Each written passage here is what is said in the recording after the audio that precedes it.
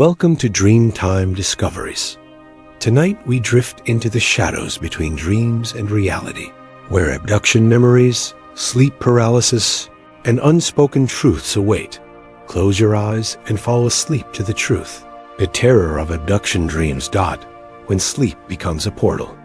Across the world, people go to sleep and experience something terrifying. Not a nightmare, not a hallucination. They describe it as real. And it always begins the same way. A sudden awareness while the body is frozen. A hum, a presence, a loss of control.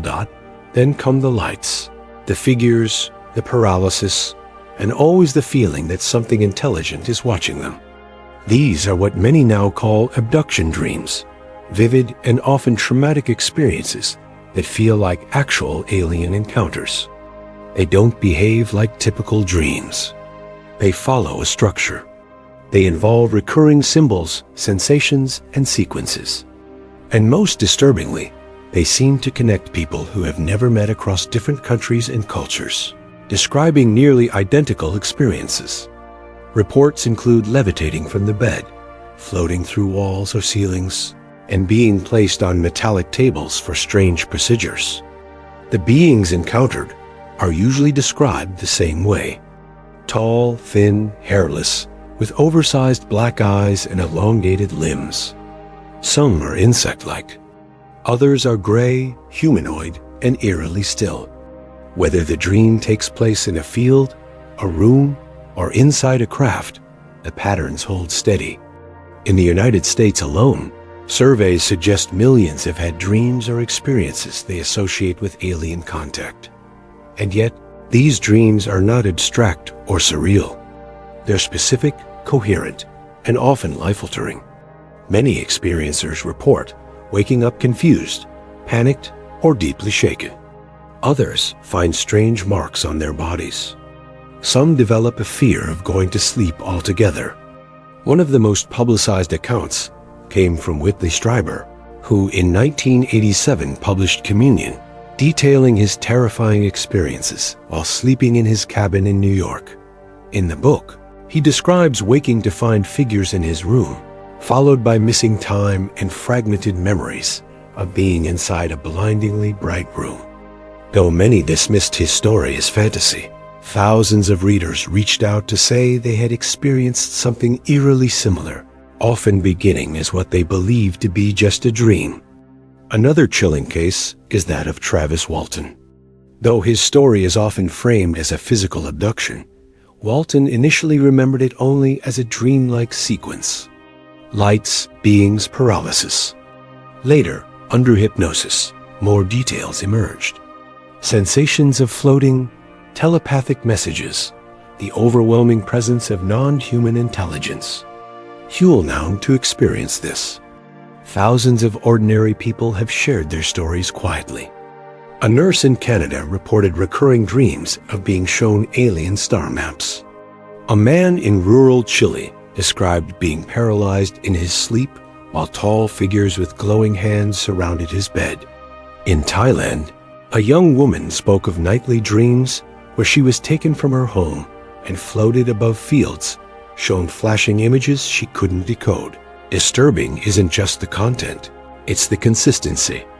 These people had never met, lived thousands of miles apart, and spoke different languages.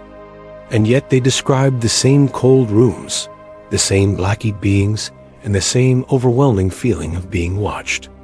The dreams felt orchestrated, external, as though someone or something had placed them there. This raises a crucial question. Are these abduction dreams actually dreams, or are they fragmented memories of something more? A kind of contact event occurring in the subconscious realm? The human brain is most vulnerable during sleep. In REM, perception blurs and time distorts.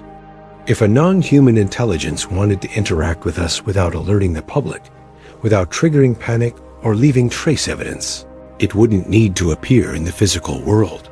It could simply enter our minds while we sleep. The dream state is private, unrecordable, and deniable. That makes it the perfect medium for interaction or manipulation. Some researchers believe that these dreams might not just be contact, but part of a program. A deliberate sequence of exposures meant to condition, test, or even prepare select individuals. It begins subtly. A single vivid dream, then another stronger. Over time, the dreamer begins to expect them, even sense when they're coming. They report anxiety before sleep, pressure on the chest, a rising hum eventually. Some say the fear fades, replaced by curiosity or even familiarity. What's even more strange is the way these dreams evolve. New elements are introduced. Some experiencers report seeing strange symbols, hearing electronic tones, or being shown visions of disasters, alien landscapes, or human suffering. Others are told that they have a mission or that they are being prepared for something. These aren't chaotic nightmares. They feel organized. Skeptics point to media influence, science fiction, movies, and folklore. But many of these dreams predate exposure to alien-themed entertainment. Betty and Barney Hill, who reported one of the first well-known abduction cases in the 1960s, described gray-skinned beings with large heads and black eyes before those traits became widely known. Similarly, Travis Walton's story came years before the alien prototype was cemented in pop culture. Even more compelling is that many people begin having these dreams without any belief in aliens. Some even ridicule the topic until the dreams start. That's what makes the experience so disorienting. It defies belief systems. It breaks through logic. It creates an emotional impact that can't be shaken off. And while some write it off as sleep paralysis or night terrors, others begin to notice that these experiences don't fit those models. Sleep paralysis often involves shadowy figures or a feeling of pressure. But abduction dreams go far beyond. They unfold in complex scenes. They include dialogue, emotional manipulation, environments that repeat. The experiencer often wakes remembering everything, not in fragments, but in vivid, disturbing clarity. There's also the physical evidence. Though rare, some people awaken with symmetrical bruises, scoop marks, or nosebleeds. Others claim to find unknown substances. Another pattern emerges when families are studied. Entire households have reported abduction dreams, sometimes simultaneously. In some cases, multiple family members recall different parts of what seems to be the same experience, as if each was given a piece of the puzzle. This suggests not just random intrusion, but a deliberate targeting strategy, possibly generational tracking, genetic study, or memory programming. Even more intriguing are accounts where individuals have seen people they know during abduction dreams. A friend on another table, a sibling in the same room, both experiencing the same beings.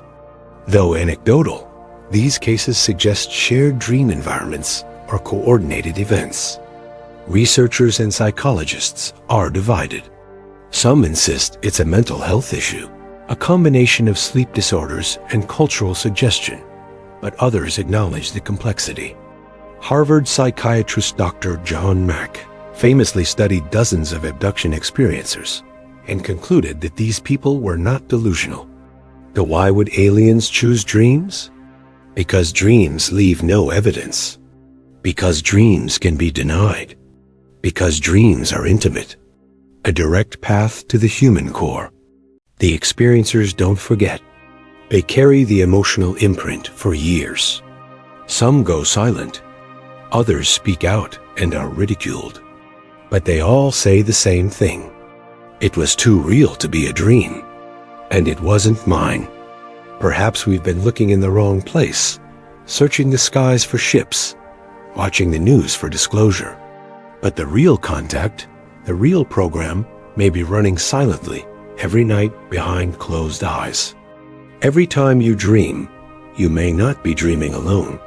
Part 2, Hacking the Dream State, How They Might Use Sleep to Reach Us. The idea that aliens may be contacting humans through dreams is no longer just a fringe belief. It's a theory supported by an overwhelming number of consistent reports.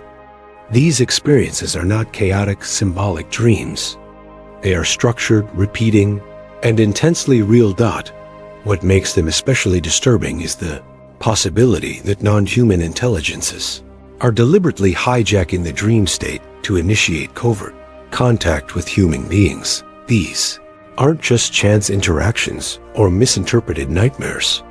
The growing body of experiencer accounts points to a coordinated system of access and manipulation using sleep as the operational window. REM sleep is ideal for this kind of contact.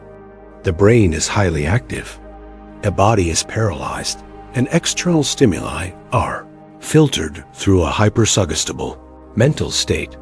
Most people lose their critical faculties during sleep. If a technologically or cognitively superior intelligence were looking for a discrete, secure, and undetectable way to interact with humans, infiltrating their dreams would be the perfect method.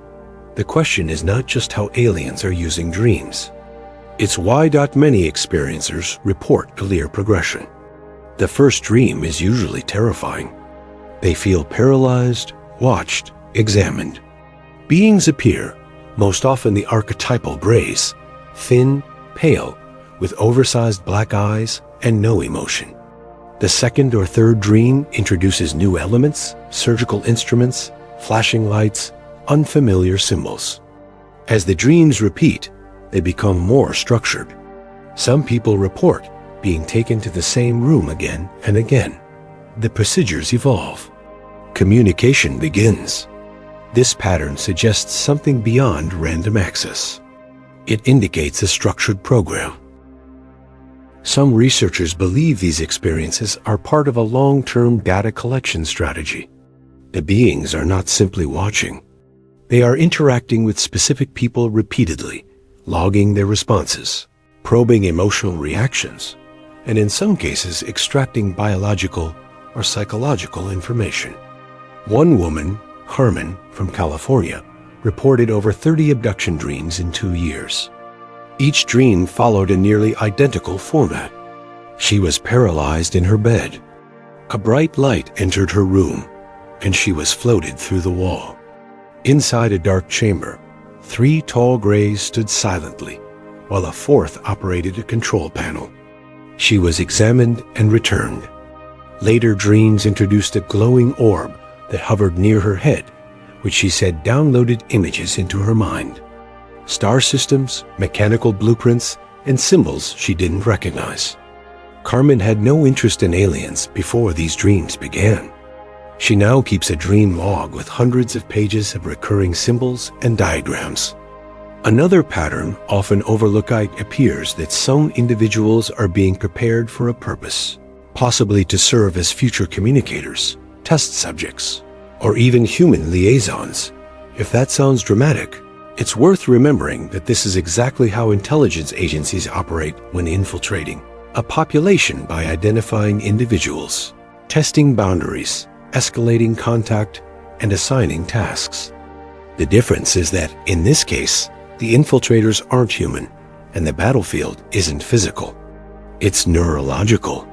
Several experiencers describe dreams where the beings were not just present, but actively manipulating the dream environment in real time.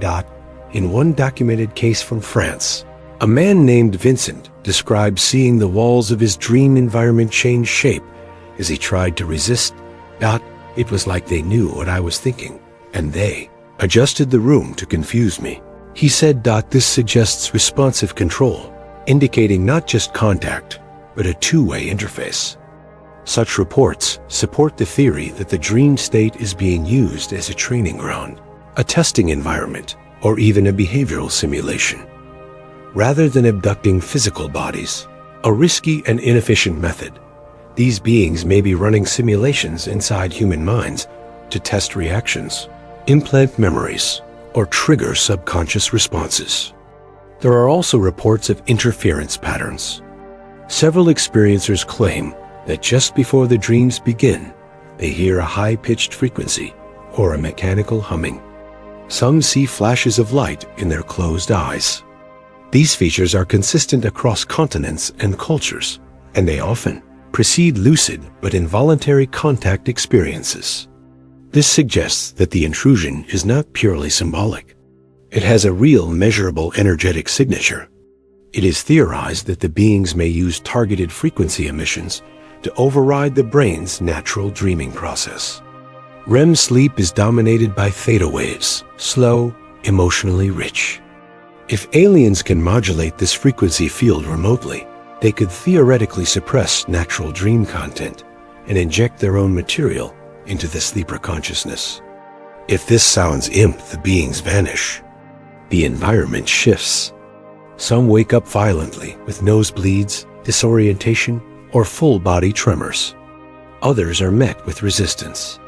The beings don't want them to wake up.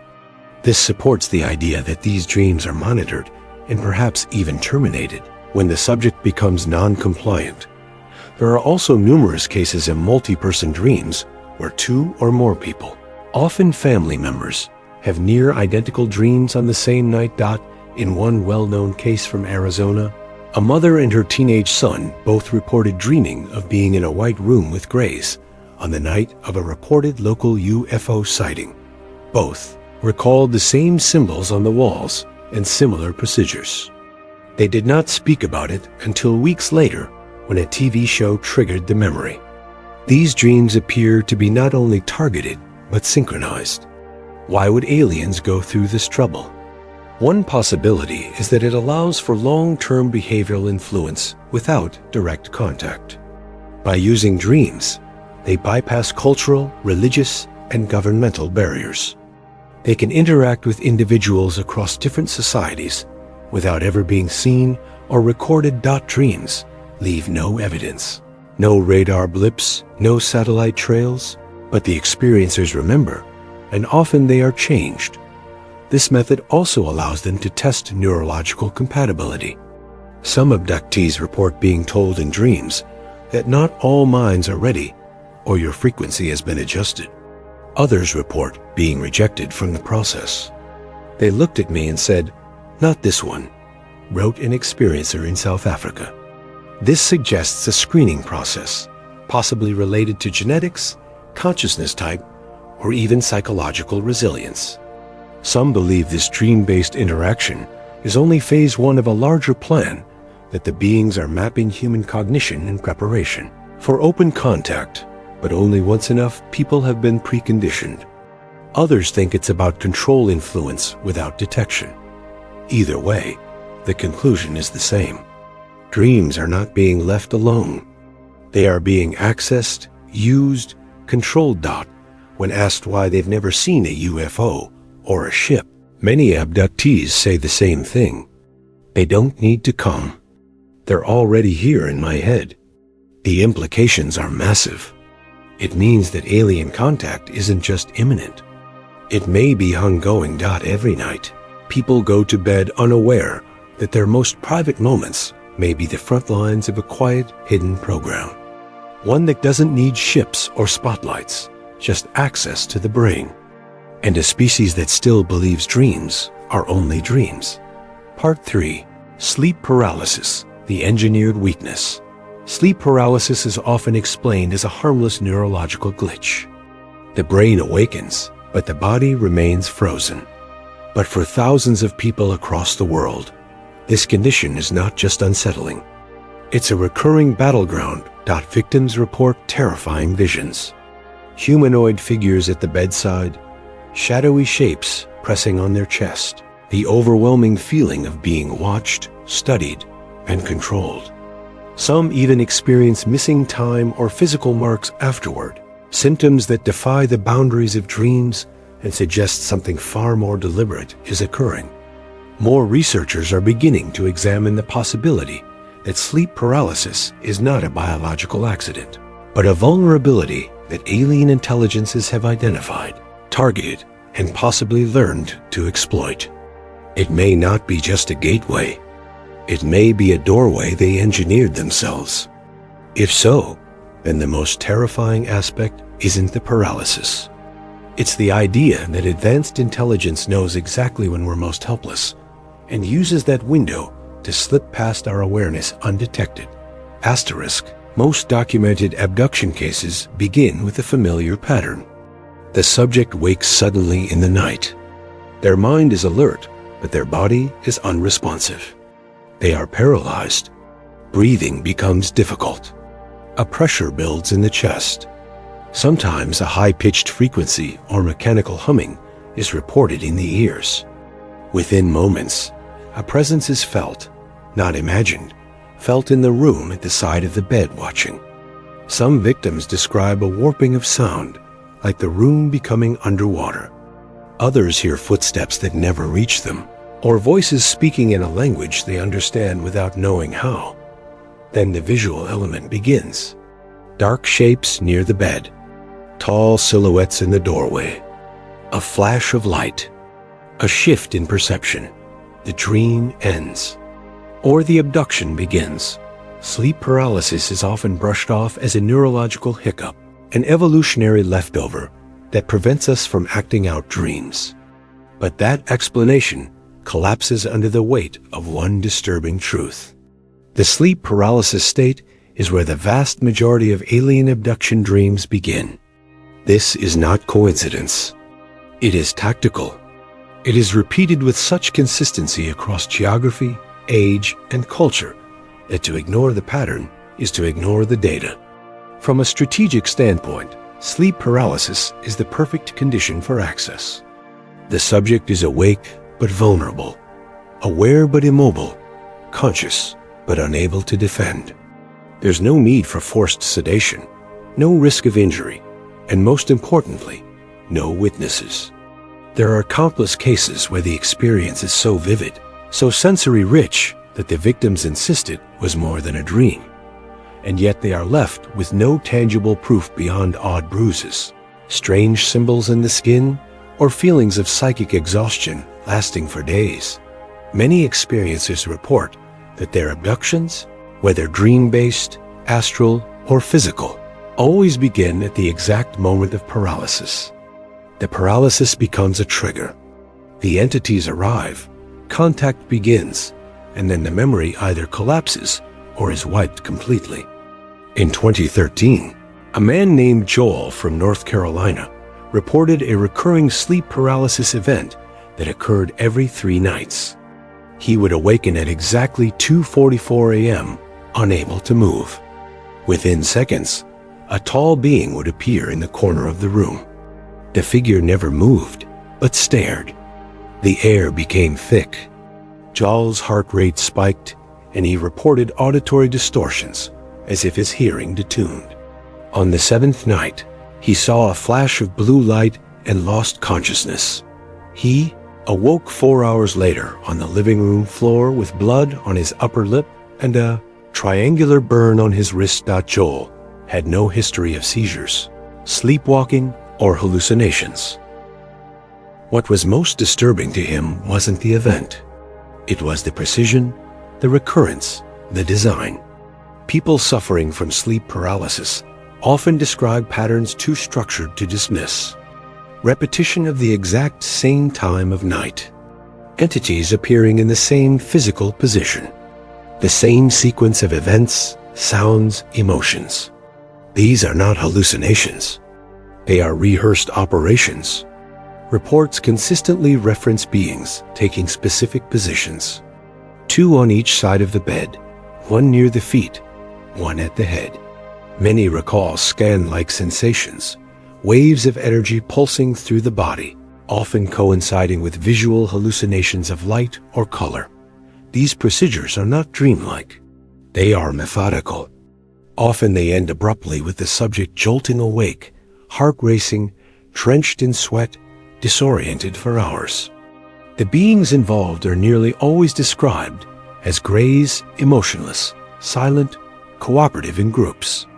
Some experiencers report taller, more humanoid entities standing behind them, seemingly overseeing the process. These figures often appear to control the environment. Rooms shift, walls bend, visuals loop. Communication becomes nonverbal, implanted into the mind with crisp clarity. One experiencer in Norway described a grid being imposed, over her vision as if her mind was being scanned layer by layer like a digital file. Another, in Taiwan, reported that his entire body vibrated while an entity uploaded something behind his eyes. One theory is that sleep paralysis allows for a kind of neurological bypass, a way to override the brain's motor functions and create a semi-conscious access point for direct interaction.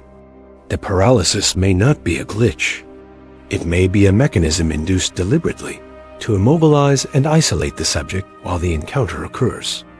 Some abductees even describe feeling pulled from their body before the paralysis hits, suggesting that out-of-body experiences may be part of the protocol. Military operations involving interrogation, surveillance, or data collection often begin with incapacitation. Restrain the subject, control the setting, minimize risk. The same tactics appear in abduction reports. Whether these are physical abductions or psychic interventions, the goal appears to be the same. Freeze the body, isolate the mind, access without resistance. In one Canadian case, Nadia, a college student, experienced chronic sleep paralysis. She described seeing 3 thin figures near her bed, always standing motionless until she made eye contact. On her 6th episode, she managed to stay calm and noticed a new detail. One of the beings held what she described as a floating orb that emitted a pulsing light. As soon as her gaze locked on the orb, the scene collapsed. She woke up in her bathroom with no memory of walking there. Her phone showed she had not received or sent messages during the lost time, a window of 3 hours. The implication is chilling.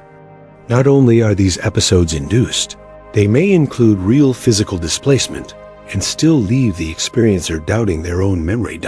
In Argentina, a 9-year-old boy named Martin repeatedly described the quiet men who came at night. His parents ignored the stories until they found him standing barefoot outside the house at 3 a.m. with a nosebleed, whispering numbers he couldn't explain. Doctors found nothing medically wrong, but he never had sleep paralysis again and never spoke of the men again. Either. Sleep paralysis doesn't just allow contact. It allows memory suppression.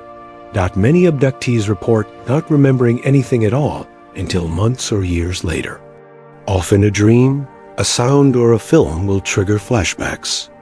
Some begin drawing symbols. Others find themselves obsessed with astronomy or quantum physics, subjects they never studied before.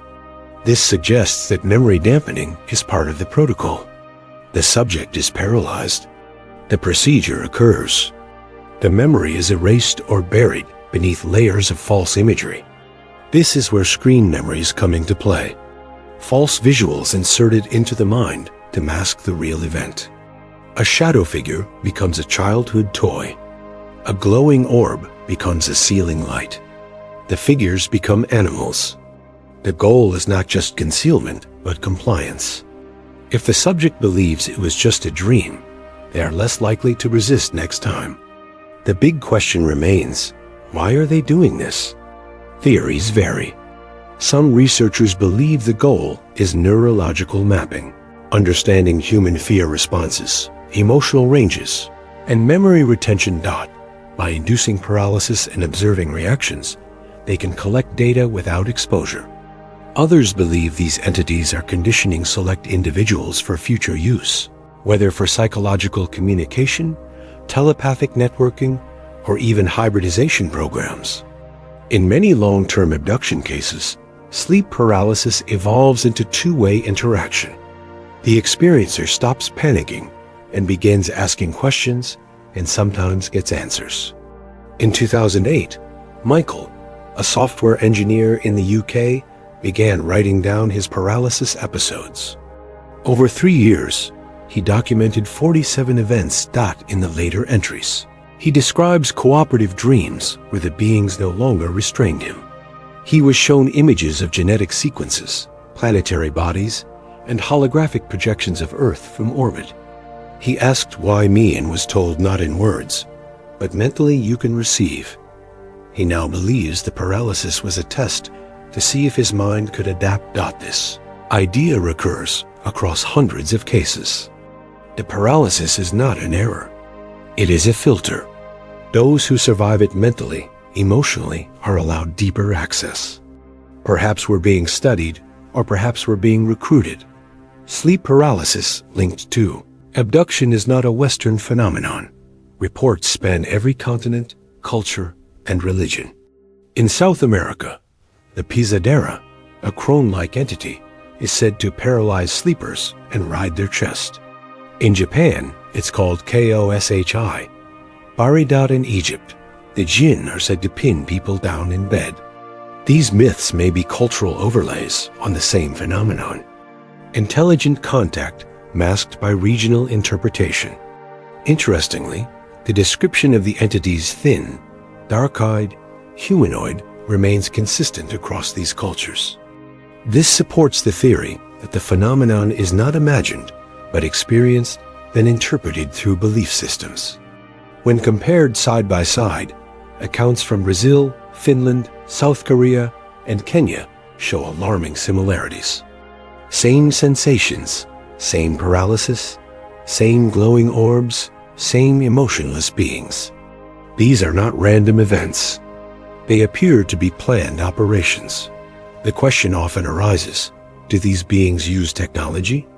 In many cases, no physical devices are seen. The paralysis seems to be induced by proximity, by gaze, or even by thought. This implies the use of consciousness-based technology, tools that interface directly with human biology, using energy, intention, or frequency. Quantum science has already shown that consciousness affects particles. If these beings are thousands of years ahead, they may have developed tools that allow neurological shutdown without contact, simply by tuning to our brain operating frequencies. Some believe that electromagnetic pulses emitted at specific bandwidths can suppress motor function while keeping cognition intact. If humans are beginning to experiment with this, it's likely that non-human intelligences have already mastered it. Taken as a whole, the use of sleep paralysis by alien entities fits a classic command and control model. Identify target, often from childhood. Monitor responses over time. Induce paralysis to restrict mobility and isolate cognition. Apply procedure. Data extraction. Emotion testing. Message implantation. Suppress memory. Screen memories. Emotional fog. Repeat as needed.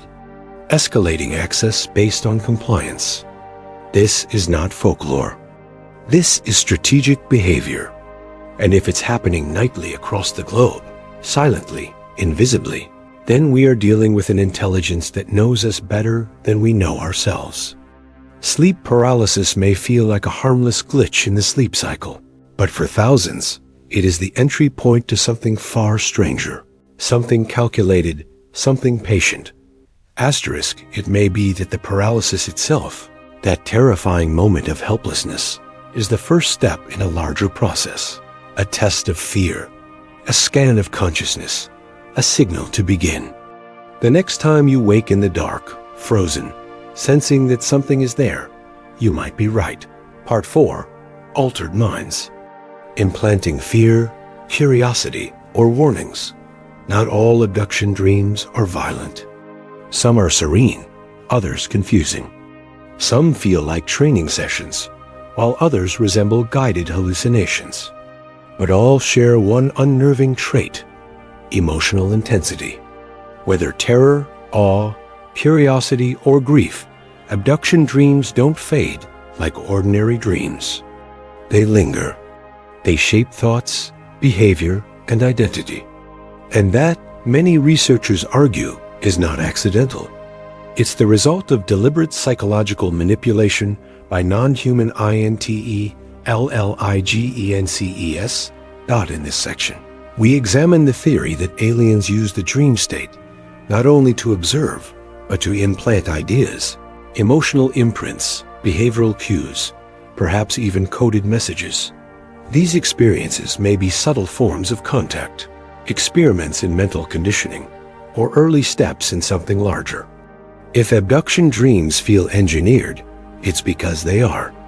And the human mind is the lab. Many experiencers report dreams that don't follow any normal subconscious pattern. They aren't fueled by daily stress or fleeting thoughts, but seem constructed with purpose. A woman in Arizona described recurring dreams of standing in an enormous white room, surrounded by entities she couldn't quite see who would transmit intense emotional states, grief, guilt, and relief without words. She woke up crying each time, confused by the clarity and emotional weight of the experience.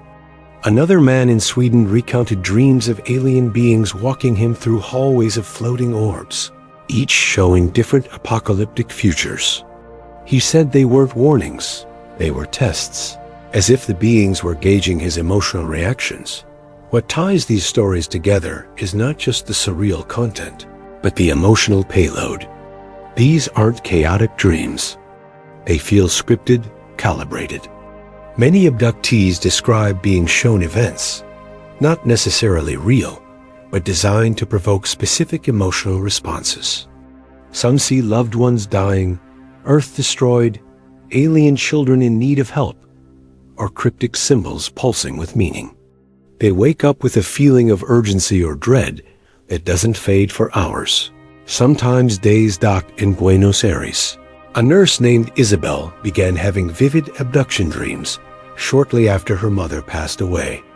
In them, a tall being with large black eyes would stand beside her and project images of her mother smiling, alive, and then abruptly vanishing.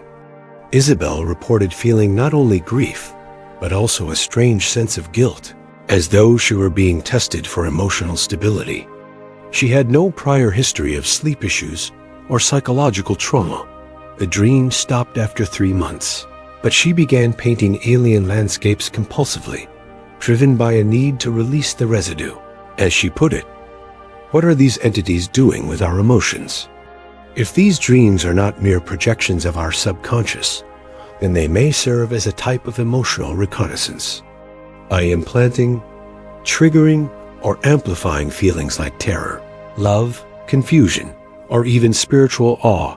They may be mapping the limits of our psyche, observing how much we can endure, how easily we break, or perhaps more disturbingly, how easily we comply." There's a repeated theme in many of these cases: the transition from fear to fascination. In early experiences, the dreamer is paralyzed with terror. But over time, that fear turns into curiosity.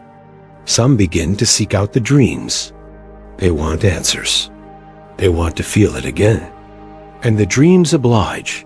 That shift is what some researchers see as evidence of conditioning, not just experimentation, but long-term emotional sculpting. One lesser-known case occurred in Turkey in 2012, where a young artist named Emre described recurring dreams of being taken aboard a circular craft filled with translucent orbs. Each orb, he claimed, showed him scenes from human history, wars, births, unexplained phenomena, and then followed with glimpses of possible futures. The emotion each vision triggered in him was recorded by a being through an unseen device. Emery began painting the visions obsessively, later describing the dreams as a test of emotional resonance. He believed the beings were not just showing him things, but measuring his capacity to care. Abduction dreams may also serve another function: delivering warnings. But these warnings are rarely direct. They're symbolic, couched in surrealism. Floods, collapsing cities, dying forests. Not all experiencers interpret them as literal events. Many see them as metaphors. One recurring image is of Earth from above, surrounded by a thin barrier of light that flickers when the dreamer feels fear. Some believe this is a psychic metaphor for global instability, that these dreams are trying to push us toward awareness or spiritual evolution. Others believe they're simply manipulation, false flags, scenarios meant to keep us emotionally hooked. But to what end? Theories abound. Some argue this is all part of a slow contact initiative, a long-term acclimation campaign designed to prepare select individuals for eventual communication. Others believe it's about compliance. The more emotionally entangled the experiencer becomes, the more open they are to suggestion. And a few believe these dreams are part of a recruitment process where only those who demonstrate emotional pliability are chosen for further interaction. One man in Brazil, Luis, reported dreams where he was placed in simulated crisis, plane crashes, hostage situations, natural disasters. In each dream, he had to make decisions quickly, save others, and accept loss.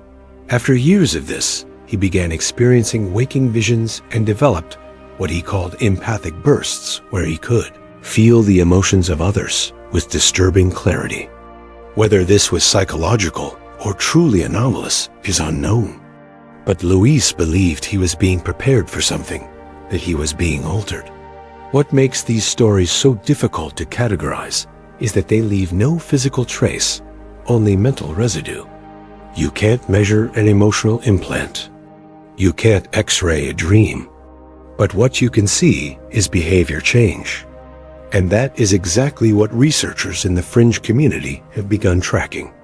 Abductees who suddenly change careers, abandon families, adopt extreme beliefs, or develop new obsessions, all traceable to recurring dreams. These dreams become the pivot point. Many even describe a shift in perception after a particular dream. They begin to question reality, feel detached from daily life. Some experience ego death. Others report becoming hypersensitive to electromagnetic fields. Time Dior, are they the goal? The creation of minds that perceive beyond the norm? In Canada, a young woman named Ava described a dream in which she stood in a room of light surrounded by 6 beings. She was asked mentally if she was willing to open further. When she consented, she said her entire body vibrated and a language she didn't know filled her head. She spent the next year writing symbols in notebooks she couldn't understand. Only later did she find some of them matched obscure Sumerian glyphs. Ava wasn't a linguist. She was a dance instructor. But after the dreams, her life changed. She left her job and began researching ancient contact theories. She claimed she didn't choose this path. It was given to her. The psychological impacts of such dreams extend into belief systems as well. Many abductees who were once agnostic or non-religious begin to adopt spiritual frameworks that include aliens as guides, protectors, or even creators. Some begin referring to the beings as teachers, watchers, or elders. Whether this is coping, delusion, or contact is debated, but the shift is consistent. These are not just dreams. They become initiations. Some researchers speculate that these dreams are used to seed archetypes, primal images and themes that spread through. The more these images enter our collective imagination, the easier it becomes to manipulate belief through them. The theory suggests that the abduction dream is not just a personal event. It is mimetic, a virus of imagery, a tool of influence. And then there are those who reject all of this and still wake screaming. Not because of what they saw, but because of what they now feel. That something got inside. That their thoughts are not entirely their own anymore. That what once was a nightmare is now a tether, a permanent line of influence. The question no longer seems to be whether the mind can be altered, but how it's being done and to what end. In a conventional framework, dreams are personal, shaped by memory and emotion. But in the alien abduction paradigm, dreams become tactical, repurposed into tools for long-term psychological transformation. Not with wires or implants, not even with words, but through the raw language of emotion, fear, longing, and belief. This emotional engineering, if real, would represent the most intimate form of contact ever attempted. Not through radio telescopes or spacecraft, but through the silent corridors of the human psyche. It bypasses science, religion, and authority. It enters at the level of dreams, where logic dissolves and identity is vulnerable. If this is a campaign of influence, it's a masterpiece of subtlety. There are no invasions, no threats, just a whisper at the edge of sleep, a vision in the dark, a feeling that doesn't go away. Perhaps that is their goal. Not to destroy us, but to mold us, to create resonance, to tune us like instruments. Every dream a frequency, every fear a lever, every curiosity a door. And if that's true, if the mind is the new frontier, then we may already be at war, not with weapons, but with influence, not over land, but over meaning. So the next time you dream of figures watching you, strange lights in the sky, or warnings you can't explain, ask yourself, who is speaking and who is listening? Because something may already be inside. Not to harm, not yet, but to shape. Part 5, The Whisper in the Dark. Are we being prepared for something greater? It's a recurring theme, not just among fringe theorists, but reported by otherwise rational, grounded individuals who describe a shift in the tone of their abduction dreams. Where once there were paralyzing fear and looming figures, now there are messages, visions, and an undeniable sense of direction. Not all abduction dreams end in panic anymore. Some end in wonder or even with instructions. These dreams don't just disturb, they imprint. What are they preparing us for? Abduction accounts going back decades have hinted at a subtle transformation. A change not just in how people perceive the dreams, but in how the aliens conduct their interventions. Experiencers begin to recognize patterns, sequences of symbols, mathematical codes, astronomical alignments. Some report being shown unfamiliar technology, devices that respond to thought, control gravity, or reveal images of Earth as seen from space. Others describe being led through simulated environments, Earth-like but altered, as if to test their reactions to changed ecosystems or societal shifts. A retired pilot in Brazil, who requested anonymity, recounted a series of dreams where he stood in a circular chamber surrounded by beings who transmitted visual sequences into his mind. Melting ice caps, cities overgrown by jungle, empty highways filled with dust. But the tone was not threatening. It was matter of fact, as if the beings weren't warning him, but acclimating him. When asked what he thought the purpose was, he replied simply, "They want us to be ready for when the sky changes." This is a different kind of alien intervention, not one based in trauma or extraction, but in grooming, psychological conditioning. These are not isolated experiences. They are consistent across continents, languages, and belief systems. The same imagery, the same voice that is not a voice, the same question planted in the subconscious. Are you ready? The idea that aliens might be preparing segments of humanity for something greater is not new, but the evidence is growing stronger.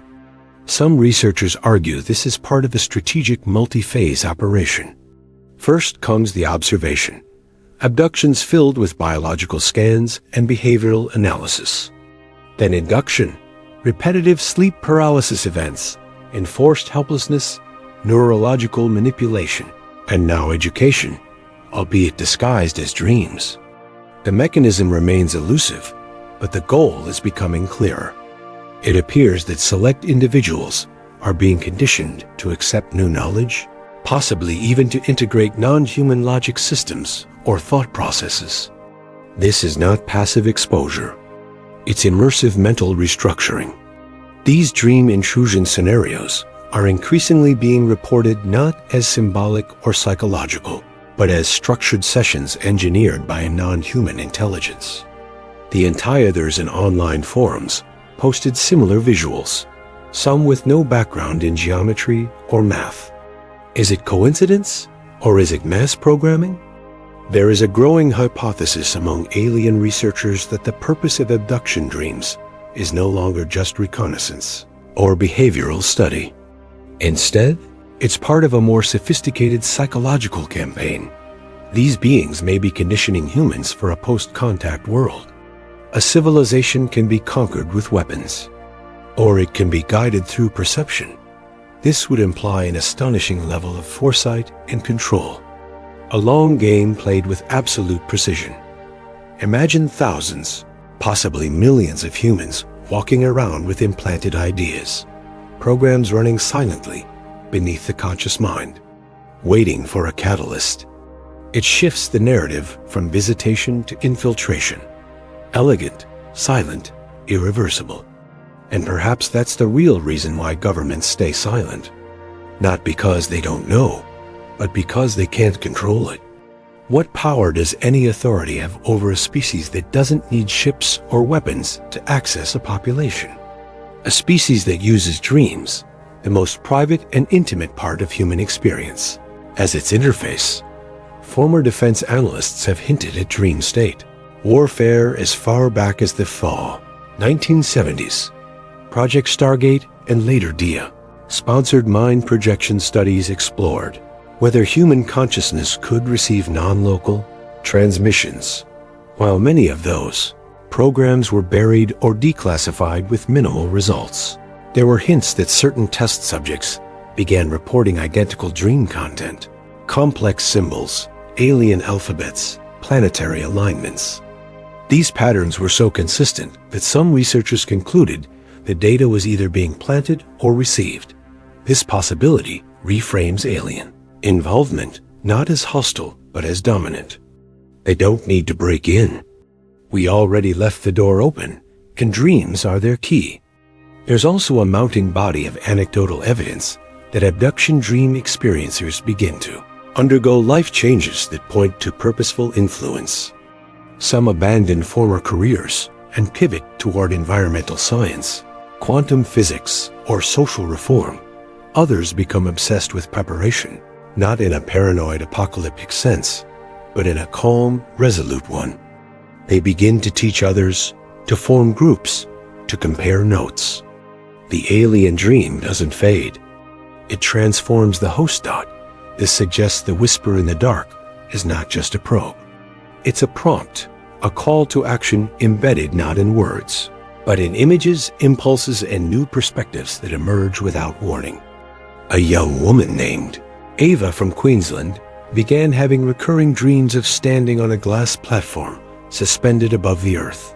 Each time, a different set of alien figures, sometimes grays, sometimes luminous humanoids, would show her scenes of human suffering, deforestation, war, oceans rising. At first, she believed it was just a climate anxiety-induced nightmare. But over time, the dreams changed. The beings showed her how small decisions ripple outward. They gave her feelings of calm, focus, and urgency. Ava went on to become a climate researcher, something she never previously considered. How many others are being nudged this way? If the goal is a psychological preparation for mass contact or even a civilizational shift, then the methods make sense. Operate through dreams. Use no violence. Avoid exposure. Trigger curiosity. Reward compliance. Implant purpose. This approach avoids fear and fosters transformation. And if the plan is to eventually merge our logic with theirs, or our species with theirs, then the best delivery system is not ships in the sky. It's ideas in the mind, it's changes in purpose, it's alignment without resistance. Some argue that these dreams are training grounds, mental simulations for a post-revealed world, a time when humanity can no longer pretend it's alone. Others fear it's something darker, that those selected are being recruited for roles they don't yet understand. It is also possible that the dreams are calibration tests, psychic tuning forks used to measure and adjust vibrational or neurological compatibility with non-human frequencies. In this view, humans are being prepped not just for knowledge, but for resonance, a shared mental bandwidth. Consider what this means. That the future of human evolution may not be technological, but telepathic, and dreams are the field where that rewiring begins. So are we being prepared for something greater? If we are, then that something is already underway. The whispers are growing louder. The content is becoming more structured, and the people experiencing it are no longer isolated. They are connecting, documenting, comparing. The pattern is forming. The preparation is no longer speculation, but it's happening gradually, systematically, elegantly. And one night, perhaps sooner than we think, the dream won't end when we wake up. It will continue if you're still with us, drifting in that quiet space between thought and sleep.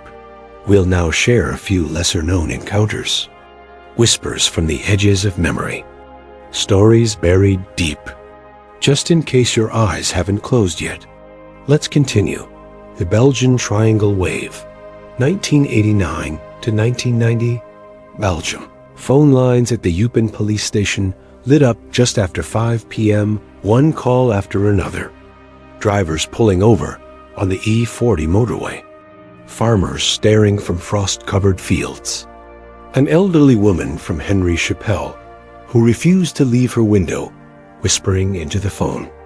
It's floating just above the trees. A black triangle. No sound. The dispatcher on duty thought it was a prank at first. Then another line rang, and another. By 5:15 p.m. a patrol car had been dispatched. Inside were gendarmes Heinrich Nicole and Hubert von Martinet, heading toward the outskirts of Eupen, near the German border. What they would see over the next 90 minutes would not only defy their expectations, it would make headlines around the world. That evening, November 29, 1989, marked the beginning of what would become known as the Belgian UFO wave, a 5-month span during which thousands of citizens, law enforcement officers, air traffic controllers, and military personnel would witness silent, low-flying black triangular craft that defied the laws of physics. It remains the most well-documented mass UFO sighting in European history. And to this day, no one knows what flew over Belgium. It started subtly. For days prior to the first major wave, villagers in Liege province had reported strange lights in the sky.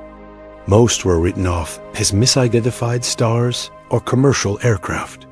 But the events of November 29th changed everything. That night, Jean Nicole and his partner followed witness calls toward the Lake Jallepi area. There they saw it. A large black triangular object with bright lights on each corner and a red pulsating light at the center. It hovered silently just above the tree line, then drifted slowly, deliberately across the sky. No engine noise, no downwash, just an ominous geometric silhouette cutting across the stars. At one point, the object made a sharp turn and accelerated out of view in total silence. The officers stood frozen, unsure whether to call for backup or report what they just seen. Later, they would record official testimonies, and their accounts would be cross-verified with dozens of civilian reports from that same night, all describing the same thing. A giant dark triangle the size of a football field, flying impossibly slow and low without a sound. The incident quickly captured national media attention. Unlike other UFO flaps that were easy to dismiss due to sparse evidence or untrained witnesses, the Belgian sightings involved trained observers, military personnel, pilots, radar technicians, and police. Even skeptics couldn't look away. In the weeks that followed, the number of reports exploded. Between November 1989 and April 1990, more than 2,000 formal UFO reports were filed across Belgium. Most shared consistent details: black triangular craft, 3 white lights at the corners, 1 red at the center, low altitude, silent flight, and slow movement, often followed by sudden acceleration. The sightings concentrated around Wallonia, the French-speaking region, particularly in areas near Liege, Namur, and Waver. Reports came in from small towns and large cities alike. Unlike the chaotic flurry of previous UFO flaps around the world, this one was orderly, deliberate, and massive. The Belgian Air Force took the report seriously. In March 1990, After weeks of mounting public pressure, the military began tracking the objects via radar. On the night of March 30th to 31st, a breakthrough occurred. Two F-16 fighter jets were scrambled from Beauvais, air base to intercept the triangle-shaped craft that had been spotted over Gland's radar station. The jets locked on with onboard radar, and then the object did something no known aircraft could do. It descended from 10,000 feet to 1,000 feet in under 5 seconds. An impossible feat for any plane or helicopter, especially without producing a sonic boom. Radar operators observed the object make zigzag maneuvers and disappear from scope, only to reappear elsewhere in the sky seconds later. The pilots lost visual contact. The object vanished, but the radar logs remained. Colonel Wilfried Derouwer, then Chief of Operations for the Belgian Air Force, went public. In a televised press conference, he confirmed that unidentified craft had been tracked on both ground-based and airborne radar. He made clear that these were not NATO or Belgian military operations, and that the origin of the craft was unknown. In an unprecedented move, the Belgian Air Force released radar data to civilian UFO research organizations. SOBEPS, the Société Belge d'études des phénomènes spatiaux, was given full access to the case files. For the first time in modern history, a national military collaborated openly with civilian UFO investigators. One of the most famous pieces of evidence came from a man named Patrick M., who in April 1990 photographed a black triangle hovering above a field in Petit-Richain. The image, showing a distinct triangular shape with bright corner lights and a red central glow, was widely circulated in media. For years, it was held as photographic proof of the sightings, though it was later claimed to be a hoax in 2011 by someone alleging to be the photographer. Still, even without that image, the core of the case stood strong. Multiple radar confirmations, eyewitness testimony from trained professionals, flight behavior beyond the capacity of known aircraft. No sonic boom, no jet trails, no crashes, just quiet visitation and then retreat. Theories circulated widely. Some speculated that the triangles were secret NATO or U.S. stealth aircraft undergoing night tests over Belgium. Belgium's small airspace is heavily monitored, and NATO officials denied any unauthorized operations. Others suggested extraterrestrial origin, but this wave didn't match the chaotic, erratic behavior often associated with earlier flying saucer reports. The triangle crafts acted with purpose. They were seen above power plants, military installations, and remote villages. They seemed interested in being seen, but never threatened. Skeptics, as expected, attempted to dismiss the sightings as misidentified stars, weather balloons, or mass hysteria. But those explanations failed under scrutiny. Weather balloons do not appear as black triangles. Stars do not move horizontally across the sky. And mass hysteria cannot explain radar locks or trained military witnesses logging maneuver speeds of thousands of kilometers per hour. The Belgian government never offered an official explanation, but to their credit, they never denied the events. Colonel Derouwer, who later became a respected voice in international UFO research, reiterated in multiple interviews, the Belgian UFO wave was real. The military confirmed unknown objects in our skies. They displayed flight characteristics beyond our capabilities, and we still do not know who or what was behind them. Today, the Belgian Triangle Wave is considered a landmark case. Unlike the chaotic Roswell incident or isolated events like Rendlesham Forest, the Belgian flap unfolded methodically. Over months with thousands of witnesses and open military cooperation, it became a model of how governments could and perhaps should respond to aerial anomalies. The official files remain open. The questions remain unanswered, and somewhere in the memories of those who saw them, gendarme officers, airline pilots, radar technicians, and everyday citizens, is the memory of something impossible. A silent black triangle floating above their homes as real as the ground beneath their feet. The Tuscumbia Lights. 2006 Tuscumbia, Alabama, USA. The video began like any other homemade clip from a small town. Grainy handheld with shaky camera movement and the faint sound of cicadas in the background. But the lights didn't blink. 3 of them, glowing red-orange, hovered in a perfect triangle above the treetops behind the Carter family home. One light would drift slowly to the left, stop abruptly, and then drift back into formation. Another dipped closer to the ground, illuminating the branches of a tall pine, and then rose up again as if scanning the area. It was eerie, silent, unlike any aircraft they'd seen before. 15-year-old Megan Carter stood behind the camera, whispering to her father, "It's not moving like a plane. It's just there." Her father, Doug, had been in the U.S. Air Force for 6 years.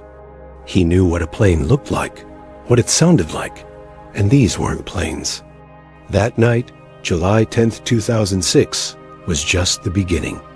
Over the next week, the town of Tuscumbia, Alabama, became the unlikely center of one of the most compelling but least public's. Not a place known for UFO sightings, but something hovered there in July 2006, and it didn't act like anything from Earth. After the Carter video surfaced on YouTube in the days following the sighting, it began to draw attention, not just from curious viewers, but from researchers and skeptics alike. The footage was crude but compelling. It showed multiple objects hovering low above the tree line for more than 10 minutes. They moved independently, yet never drifted far from one another. There were no blinking navigation lights, no jet sounds, and no explanation. Local television stations covered the clip in a short segment, interviewing the Carters outside their home. Doug Carter stated plainly, "I've worked around aircraft. These weren't jets. They weren't helicopters. I don't know what they were, but they weren't ours." Neighbors came forward too. One couple from just 2 blocks over claimed they'd seen the lights the same night from their backyard swing. A retired teacher reported seeing 3 glowing dots like embers floating above the trees, dead quiet. A local sheriff's deputy, who preferred to remain anonymous, told a reporter he'd been on patrol that night and saw something weird in the sky, big and low. He said it was silent and moved slowly across the treetops. When he tried to use his police radio to call it in, the signal crackled with interference. The moment the lights disappeared, the radio returned to normal. A few days later, another sighting occurred, this time near the Natchez Trace Parkway outside Muscle Shoals. 2 fishermen night angling on the Tennessee River described a similar triangle of lights hovering over the water for several minutes before, shooting upward and vanishing. One of them attempted to photograph it, but the image came out blurry and overexposed, likely from motion or light glare. By the end of the week, over a dozen reports had come in from residents across Colbert and Lauderdale counties. Some even reached MUFON, the Mutual UFO Network, and were cataloged in their case files database. What made the Tuscumbia sightings unique wasn't just the consistency of the descriptions, but the convergence of factors: video evidence, multiple witnesses. A retired Air Force veteran reported electromagnetic interference and the lack of military or weather activity that could explain the phenomenon. Investigators from MUFON and independent researchers visited the area within 2 weeks of the first event. They interviewed the Carters and examined the original video footage. Experts noted that the lights didn't match the blinking patterns or thermal signatures typical of FAA regulated aircraft. No commercial or military flights were scheduled for that altitude or path that evening, and radar logs obtained through Freedom of Information Act FOIA requests showed nothing out of the ordinary. No squawks, no transponder returns, no known aircraft. Weather balloons were ruled out. So were drones. At the time in 2006, civilian drone use was still rare, and nothing available commercially could hover with such stability or lighting patterns. One independent analyst at the time, a retired electrical engineer named Ray McCarty, ran the video through enhancement filters and tracked the light movement frame by frame. He determined that the three lights maintained a geometric relationship throughout the video, suggesting they were either part of a single structured object or a highly coordinated formation. "If that's a single craft," McCarty said, "it's enormous, quiet, and capable of hovering almost motionless for extended periods. That's not anything I've ever seen fly." Attempts to contact local military bases, including Redstone Arsenal and Columbus AFB, yielded little response.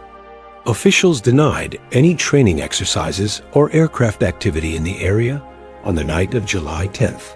When shown the video, one spokesperson offered a simple statement: "That does not appear to be any of our assets." Doug Carter later received a visit from two men claiming to be from a government aviation office who asked to view the original tape. He let them see it, but refused to hand over the original file. He told reporters afterward that the men never identified themselves and didn't leave a card. "They just wanted to know where I shot it, the direction I was facing, things like that. But they didn't say who they were really with," Doug recalled. "Felt odd, to be honest. The story never made it far outside the region. No major newspapers picked it up. The video gained moderate attention on early YouTube, but it was soon buried by the tide of viral content. For the Carters and those who lived in Tuscumbia at the time, it became a quiet mystery, something they'd never forget, but that the world seemed to ignore."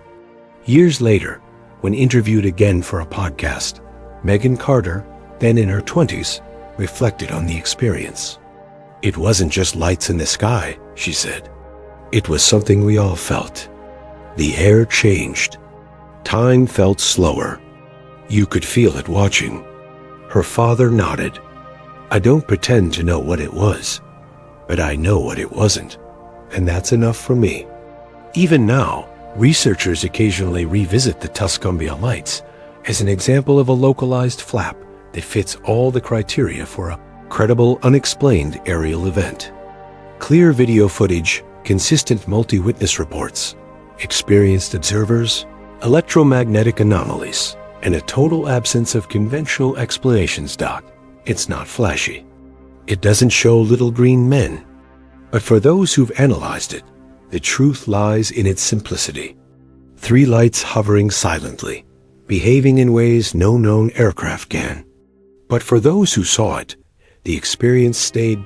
Megan Carter went on to college, then work, then family, but she still remembers that night vividly. "It's not something I think about every day," she said years later, "but sometimes I'll see a plane in the sky and feel my heart skip because I know what I saw, and I know that wasn't a plane."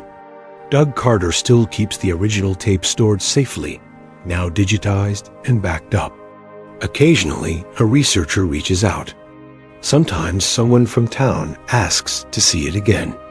And every time Doug watches their faces, how quiet they get, how long they stare at those three red lights. Most people moved on. Tuscumbia fell back into its peaceful rhythm. But for a few summer nights in 2006, something hovered in the dark. Something that didn't belong to any known program, didn't fit any familiar shape, and didn't make a sound.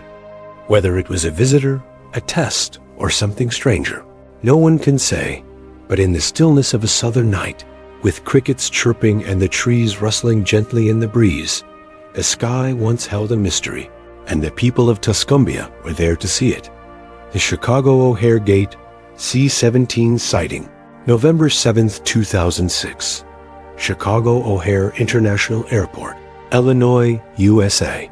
It was a cold, gray afternoon at one of the busiest airports in the world.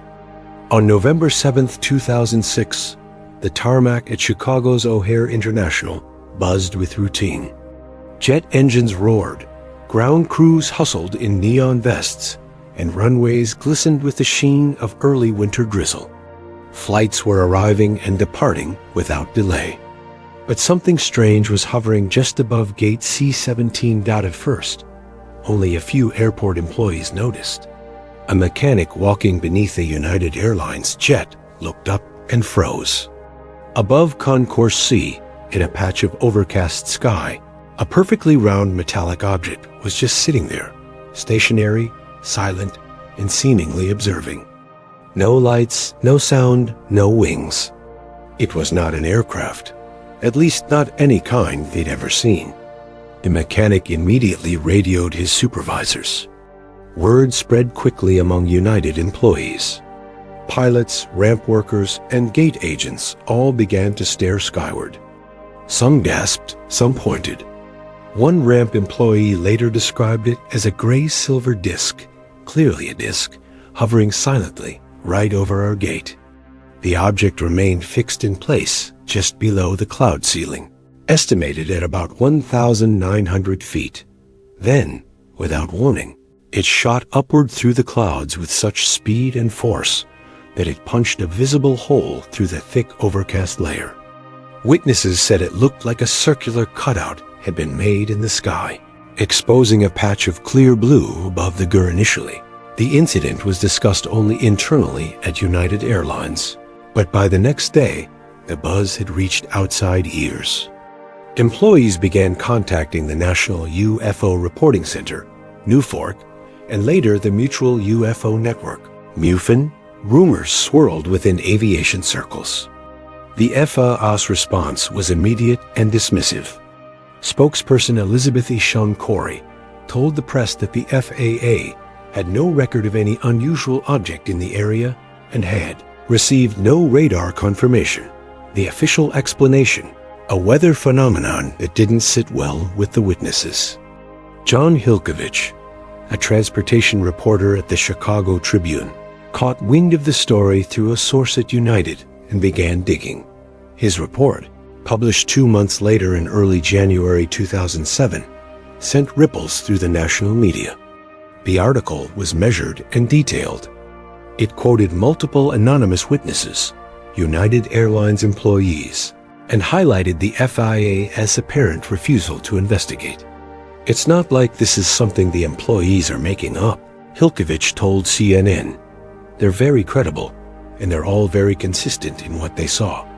The report revealed that a United Airlines manager had filed an internal safety report about the incident shortly after it happened. Employees described being told not to discuss the sighting publicly. One pilot who had seen the object from the cockpit was not authorized to speak to the press, but later confirmed the sighting anonymously to MUFON investigators. To many, the credibility of the witnesses made this case stand out. These were aviation professionals, people who spent their lives identifying aircraft, monitoring flight patterns, and following protocol. These were not your average UFO enthusiasts. These were trained observers on the clock in one of the most regulated environments on Earth.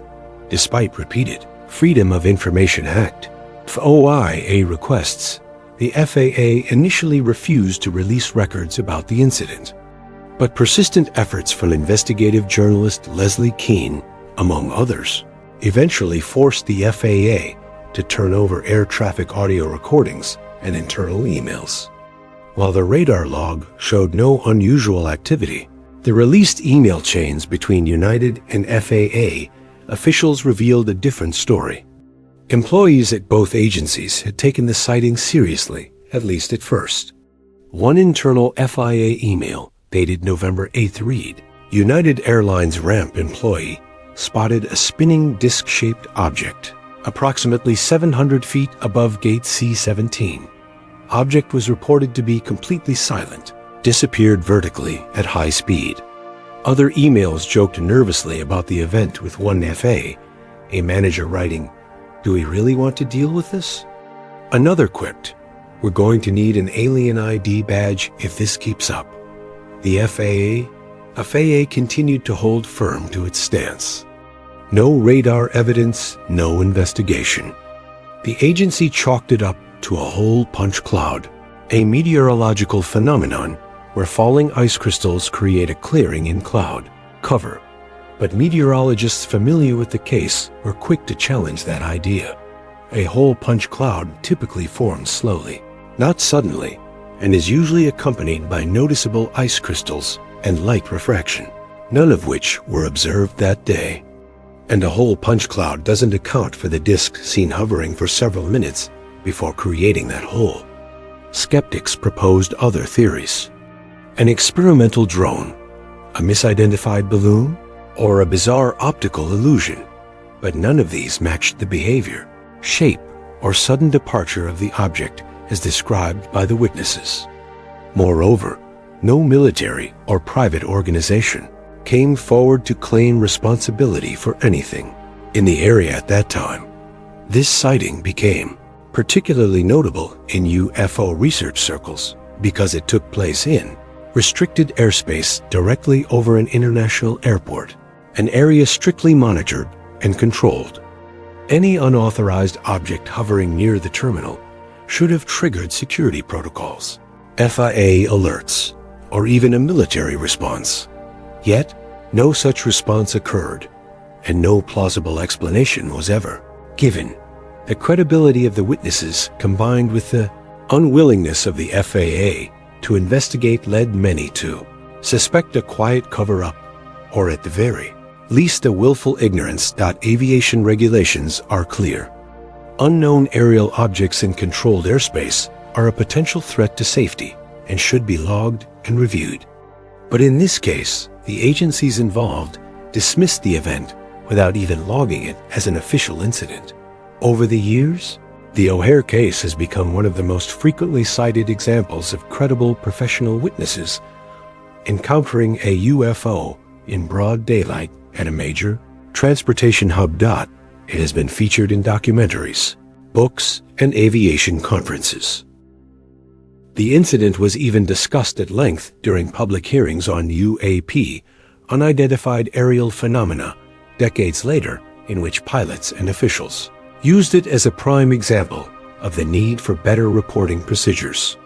To this day, none of the United employees who went on record have changed their stories.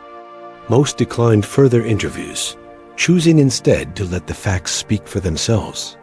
A few retired and in later years spoke more freely about what they saw. One ramp worker speaking under the pseudonym Joe R. reflected on it years later in a podcast interview. It was there. I saw it. Everyone around me saw it. We weren't imagining it. It was right over gate C-17, as real as the planes we load every day. And then it was gone. The circular hole in the clouds, the one that appeared when the object shot upward, was also seen by passengers in nearby planes. A United pilot reported it to the tower, confused by the symmetrical clearing. Weather data archived from that day confirmed no natural causes for a sudden disruption in cloud cover. FAA radar failed to detect anything unusual, or so the public was told. In the years since, attempts have been made to replicate the visuals using CGI to test whether a hoax could explain the eyewitnesses' accounts, but none have captured the strange precision and silence of the actual event. Today at O'Hare Airport, travelers rush past gate C-17 with no idea that above that very spot on a cold afternoon in 2006, something hovered in defiance of known physics, watched silently by a dozen seasoned professionals who have never forgotten what the Lake Baikal encounters. 1980s, Lake Baikal, Siberia, Russia. The water was so cold, it felt like it cut through the skin. At a depth of nearly 50 meters, even in a thick Soviet wetsuit, the divers could feel their bones ache. The visibility was surprisingly good for Lake Baikal, crystal clear for dozens of meters. But that wasn't what startled them. Floating in the distance were figures. They were humanoid, no doubt about it, each roughly 3 meters tall. They wore no visible scuba gear, no oxygen tanks, no wetsuits, just smooth, silvery bodysuits that shimmered faintly in the sunlight, filtering through the surface above. They weren't swimming in any traditional way, more like drifting, controlled, deliberate, silent, watching, The lead diver blinked and checked his mask. He wasn't alone. 6 other Soviet military divers flanked him, all part of a routine training mission under the command of the Soviet Navy, and all of them saw the same thing. What happened next would be buried in secrecy for decades. Lake Baikal is no ordinary lake. It's the largest freshwater lake in the world by volume, deeper than the Grand Canyon in some places, and surrounded by harsh Siberian wilderness. Locals have long whispered of strange lights emerging from its depths, entire fishing vessels vanishing without trace, and mysterious figures seen skimming the water's surface on moonless nights. But in the 1980s, during the height of the Cold War, the Soviet military became more than casually curious about the phenomenon. According to declassified documents and reports from former officers, a special unit was dispatched to investigate what had become known within certain circles as swimmer encounters.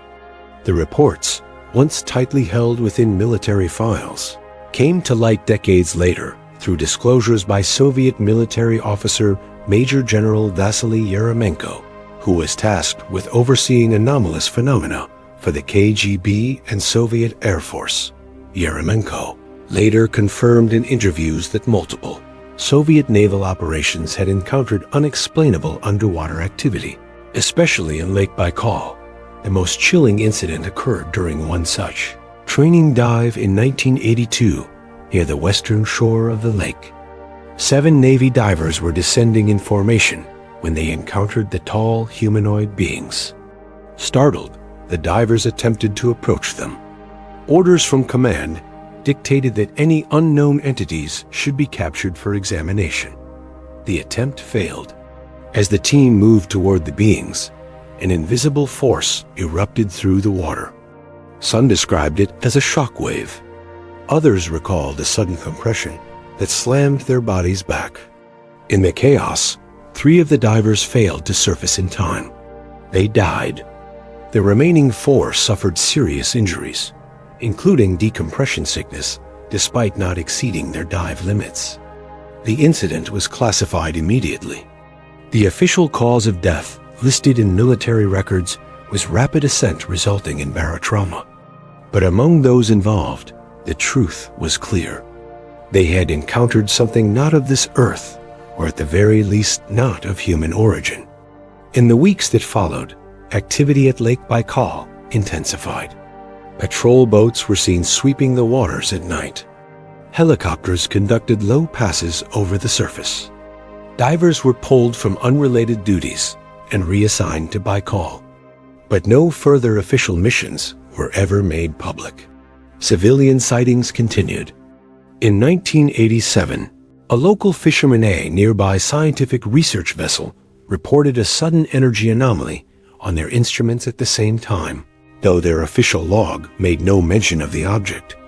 A year later, in 1988, residents of the nearby town of Listvianka witnessed several red-orange lights hovering above the lake. Some of the lights reportedly moved beneath the surface, visible from the shore, even through thick ice. A few brave souls took photos, but film reels were allegedly confiscated by plainclothesmen within days. In 1990, Russian naval personnel unofficially confirmed to independent journalists that sonar had picked up fast-moving objects deep below the lake, traveling at speeds no known submarine could achieve, some exceeding 250 km/h. These USOs, unidentified submerged objects, were often seen darting vertically as well as horizontally, a maneuver no known vessel was capable of performing at such depths. What's more, these contacts seemed to come and go without any obvious point of origin. No seafloor base, no geological cave systems detected, just sudden appearances, erratic motion, and sudden disappearances. Soviet scientists, while initially skeptical, began collecting environmental readings around the time of reported sightings. Some data showed bursts of high radiation levels in narrow zones of the lake, only to return to normal hours later. The Ministry of Defense remained quiet, and most local media avoided the topic entirely. It wasn't until after the collapse of the Soviet Union that more information began to trickle out. Researchers in the West, including those from MUFON and independent Russian UFO groups, began interviewing retired military officers who had served at Lake Baikal. Many confirmed off the record that there had been encounters. Some even hinted that orders were given not to engage or interfere. After the fatal incident in 1982, one retired Soviet naval officer under the pseudonym Captain Mikhail recalled being stationed near Baikal for submarine drills and witnessing strange green lights beneath the surface. They moved in perfect formation, he said, faster than we could track. They weren't ours. They weren't anybody's. Perhaps even stranger was the consistency of these accounts. Over a period of nearly 20 years, local fishermen, scientists, divers, and military personnel all described similar events. Fast-moving lights, humanoid swimmers, propulsionless craft rising silently from the water. What were they? Some theorized they were an ancient species adapted to Earth's deepest environments, far from human detection. Asterisk. Others believed they were extraterrestrials, using Earth's lakes and oceans as hiding places. A few scientists speculated they might be advanced military craft, but no known technology then or now matches the maneuverability and silence of what was reported. Skeptics, of course, offer explanations rooted in known science, sonar glitches, underwater gas emissions, mass hallucination, even bioluminescent creatures. But none of these theories have been able to account for the combination of visual sightings, sonar data, high radiation bursts, and fatalities among trained divers. One of the last publicly known reports came in 2009 when amateur divers exploring a southern part of Lake Baikal claimed to have seen glowing disk pass beneath them in complete silence. One diver suffered temporary paralysis after the sighting. The incident was never officially investigated. To this day, the Russian government has remained largely silent about the Baikal phenomena. No official agency has taken responsibility for documenting or addressing the reports. Locals still share stories in hushed tones. Divers still tread carefully in the lake's deepest zones. Lake Baikal remains one of the most mysterious bodies of water on Earth, not just for its ancient age, unique fauna, or geological wonders, but for what may still dwell in its depths. In a world where cameras are everywhere and information travels at the speed of light, some places remain quiet and some mysteries, especially the ones submerged in ancient icy silence, refuse to give up their secrets. The Stan Romanek Files, 2000s, Colorado, USA. It began with a knock on the window. Stan Romanek, a former pipe fitter and aspiring writer, was watching TV alone in his modest home in Colorado when he heard it. A tapping, rhythmic, intentional. He paused, muted the television, and leaned toward the sound. Nothing. Then it came again. When he pulled back the curtain, he saw it. A figure not tall, slender, pale gray skin, and oversized black almond-shaped eyes. It stood motionless just beyond the glass for no more than 2 seconds. Then, as quickly as it had appeared, it vanished. Romanek stumbled back, heart pounding. He grabbed his camera, ran outside, but the yard was empty, just stillness under a moonless sky. What began as a curious and terrifying moment would spiral into one of the most prolific and controversial UFO abduction cases in modern history. Romanek claimed that this was just the beginning. In the early 2000s, Stan began experiencing what he described as continued and escalating contact with non-human entities. Lights in the sky, sudden blackouts, mysterious injuries, and missing time all became part of his daily life. But unlike most who report abduction phenomena, Romanek documented everything. He began keeping a detailed log of every incident, dates, time, symptoms. He set up cameras around his home. He installed motion sensors. He saved voicemails that he claimed came from government agents. Romanek said he received messages in strange languages and symbols, sometimes written in his own handwriting, despite no memory of doing so. And then came the math. One of the most baffling pieces of Romanek's story involved what he called downloads. Spurts of sudden, uncontrollable writing in the form of complex mathematical equations and geometric diagrams. At least 2 physicists later reviewed some of the formulas and confirmed that they aligned with legitimate advanced concepts in gravitational physics, concepts Romanek had no known training to produce. He also claimed to have developed a permanent injury, damaged cartilage in his shoulder after being violently pulled from his bed and dropped back into it. The injury, verified by medical records, baffled his doctors due to its sudden and severe nature. In one particularly disturbing incident, Stan filmed what he later called the Boo video. Using a handheld camera, he recorded himself reacting to strange noises near his window. In the footage, a small gray face quickly peeks into view before darting away. The video released publicly became one of the most talked about alleged alien recordings in UFO circles. Skeptics over the course of nearly a decade, he amassed photographs of strange lights in the sky over Colorado and Nebraska, video recordings of anomalous craft hovering near his home, electronic interference and mysterious power surges, phone calls with synthetic mechanical voices warning him to stop speaking publicly, reports of unmarked black vans parked outside his home for days at a time, eyewitness accounts from family and neighbors who corroborated seeing strange lights and unexplained figures near his property.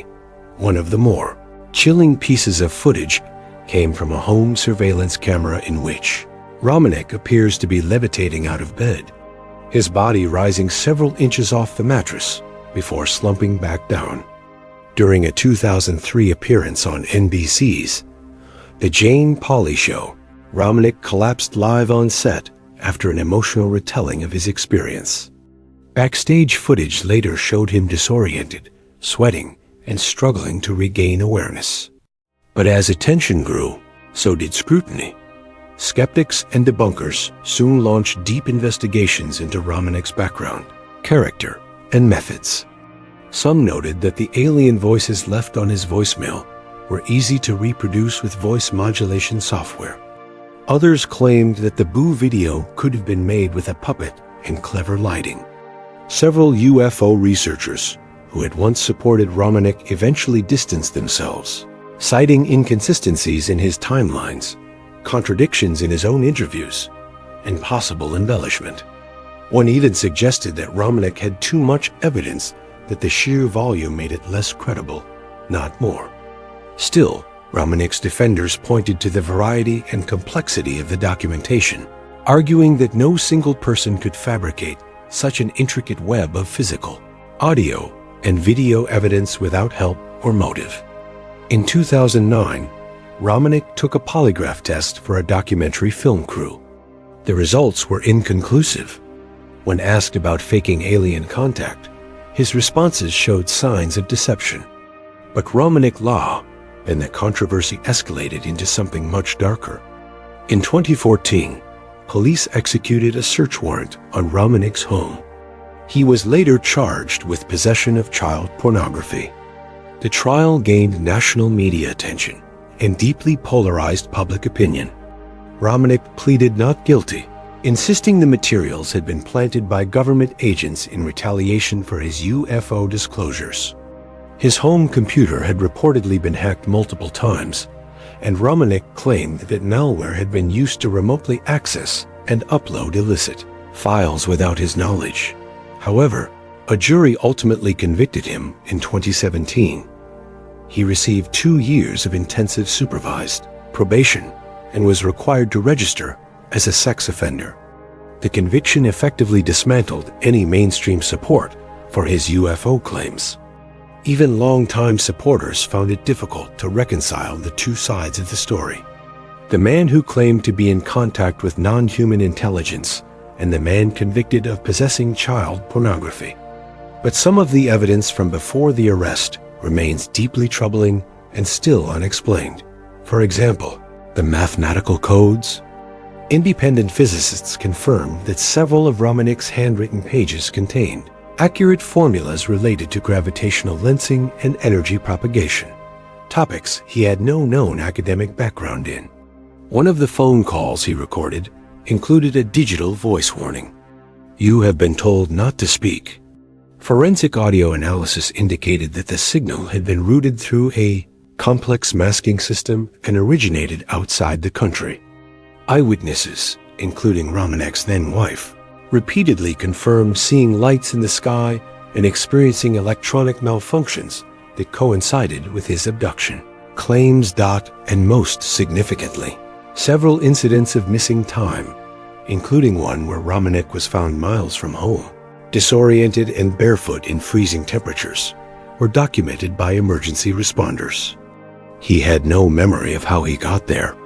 To some, Stan Romanik is a fraud, a manipulator who used the UFO community for attention and profit. To others, he is a tragic figure, possibly unstable, possibly exploited, who may have truly experienced something unexplainable, but whose credibility was irreparably damaged by his later legal issues. The files he left behind, hundreds of hours of video, reams of notes, medical records, and first-hand testimonies, remain a tangled mess of fact, fiction, and mystery.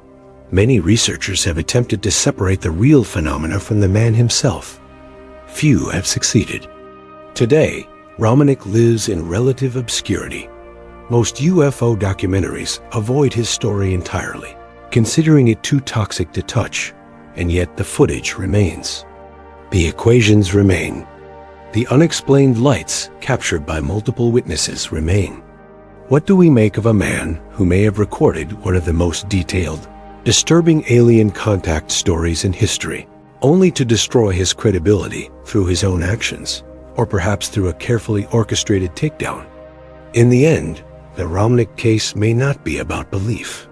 It may be about the limits of trust, about how far we're willing to go when presented with overwhelming evidence tainted by a single damning flaw, and how easily the truth can vanish when the messenger collapses under its weight. The Portage County Police Chase. April 17, 1966. Portage County, Ohio, USA. The radio crackled in the early light of dawn. All units report status. Deputy Sheriff Dale Spohr rubbed his eyes. He and his partner Wilbur Barney Neff had just finished investigating an abandoned car on the side of Route 224 near Ravenna, Ohio. The woods around them were still cloaked in darkness. The early April morning chilled by a lingering frost. Birds had yet to stir. Spohr stepped away from the cruiser to examine the car's open trunk when something caught his eye. Bright white light filtering through the trees.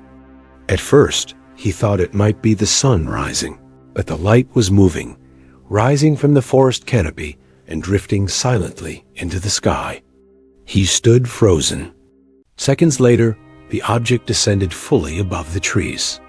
A massive metallic oval-shaped craft, bathed in an intense glow with a dome top and a wide, flat bottom. It hovered silently, perhaps 100 feet above the tree line. No sound, no smoke, just light. Neff stepped out of the car and saw it too. Spohr radioed dispatch. "There's something in the sky. We're going to follow it." And then they did. What began as a quiet patrol shift spiraled into one of the strangest and most publicized UFO chases in American history. One that spanned over 85 miles and crossed state lines into Pennsylvania, followed by multiple police cruisers, and culminating in confusion, media chaos, and lives forever changed. As Spohr and Neff began pursuit, the object moved at a steady pace just ahead of them, occasionally climbing higher, then dropping back closer to the ground. Unlike a plane or helicopter, it made no sound and exhibited none of the standard navigation lights. Whenever they gained on it, it would speed up, hovering when they stopped, moving when they moved. It led them eastward past the rural towns of Atwater, Randolph, and Alliance. By now, dispatch centers in neighboring counties were relaying the chase. Other officers joined in. East Palestine police officer Frank Panzanella spotted the object from his jurisdiction and confirmed visual contact. Even a civilian photographer reportedly snapped photos, though those would later disappear into obscurity. At one point, the object darted upward with astonishing speed, paused mid-air, and then descended once more, seemingly intelligent in its movement, aware of its observers. Spoor would later say it was as if the object were toying with them. As they approached the state line, the cruiser's radio began to suffer interference. Static hissed over their communication. The object's glow remained unwavering. They eventually stopped near Conway, Pennsylvania, just outside Pittsburgh. At this point, after nearly 90 minutes of pursuit, the craft finally ascended at tremendous speed, disappearing into the upper atmosphere with a sudden burst of acceleration. It was gone, but the story was just beginning. The chase made national headlines. The Associated Press ran it coast to coast. Police chase flying saucer 85 miles. Reporters swarmed the Ravenna Sheriff's Department. TV crews wanted interviews. Spoor and Neff gave statements, as did several other officers who had witnessed the object along its path. The Air Force took notice. Within days, Project Blue Book, the official U.S. Air Force investigation into UFOs, sent representatives to interview the witnesses. Spoor and Neff were both subjected to lengthy questioning. According to Spoor, the investigators seemed more interested in discrediting them than uncovering the truth. The official Blue Book explanation: a satellite, or perhaps the planet Venus. The case was labeled solved and filed away. But that explanation didn't sit well with anyone who had been there. Venus doesn't hover above trees. It doesn't fly at low altitude for 85 miles across state lines, matching a police cruiser's speed. It doesn't ascend at supersonic velocity and vanish. And most critically, it doesn't cast bright beams of white light that illuminate an entire forest. Spoor pushed back publicly against the Blue Book summary, saying it was laughable and an insult, but the consequences were already mounting. His personal life unraveled. He became reclusive, struggled with paranoia, and later divorced. The ridicule and pressure drove him into silence. Neff too withdrew from public view. Other officers were instructed not to discuss the event further. Within months, the entire incident was buried beneath a wave of denial and forgotten press clippings. But decades later, investigators and authors revisited the case. Independent researchers were stunned by how closely the original incident had been documented. Radio logs, visual confirmations from multiple jurisdictions, and consistent witness statements all corroborated the same sequence of events. One journalist, James Mosley, interviewed Spoor years later and found him emotionally disturbed by the experience. "It ruined my life," Spoor told him. "All I did was see something I couldn't explain." In time, the Portage County chase became a staple in UFO literature, often cited as one of the best documented law enforcement encounters in the modern UFO era. Continued to suggest that Spoor and Neff were mistaken, perhaps fooled by an atmospheric phenomenon or an aircraft with unusual lighting, but they never retracted their story. For years afterward, other officers in the region privately admitted to having seen strange lights in the skies over rural Ohio and Pennsylvania. Some even referenced the Portage County case with hushed reverence, as if it marked a line between routine police work and something unexplainable just beneath the surface. Interestingly, the case inspired more than just debate. It formed the loose inspiration for a scene in Steven Spielberg's Close Encounters of the Third Kind, where a police officer chases a UFO across the countryside. Spielberg would later cite the Portage County incident as one of the reports that influenced his portrayal of law enforcement in contact with the unknown. The original audio recordings of dispatch from that night, though never officially released in full, are known to exist. Several, FOIA requests have yielded fragments of the Blue Book files, which still contain Spore's original statements. Nowhere in those files is there evidence that the officers were hallucinating, lying, or otherwise unstable. Quite the opposite.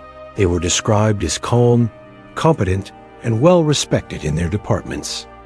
To this day, the object remains unidentified. It was not a plane. It was not Venus.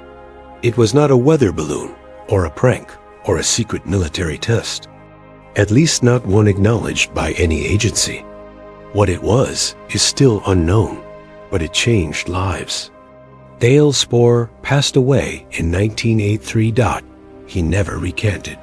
His file, buried among thousands of pages of declassified UFO reports, is often overlooked.